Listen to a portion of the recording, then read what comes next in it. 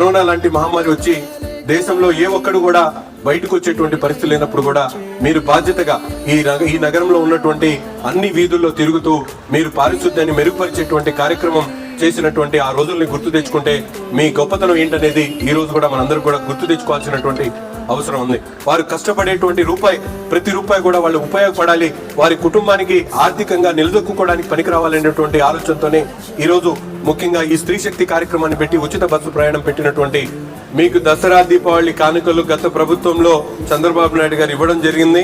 అది గుర్తు పెట్టుకొని ఈ రోజు సోదరుడు కిరణ్ గారు ఒక మంచి ఆలోచనతో వచ్చి మీ అందరూ కూడా ఈ కానుకలు ఇవ్వడానికి ముందుకు రావడం చాలా సంతోషం.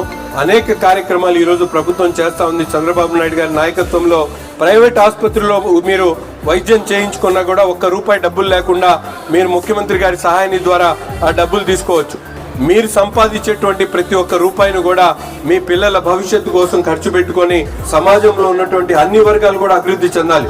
ఏదో ఒక ఉన్నతమైనటువంటి వర్గమో లేకపోతే ఉన్నతమైనటువంటి కులమే కాకుండా అందరూ కూడా సమానంగా ఎదిగితేనే ఈ సమాజంలో మీ అందరం కూడా ముందుకెళ్ళగలుగుతాం అనేటువంటి ఆలోచన మీ అందరు చేయాలని చెప్పి తెలియజేస్తూ మరొకసారి మీ అందరికీ దసరా శుభాకాంక్షలు.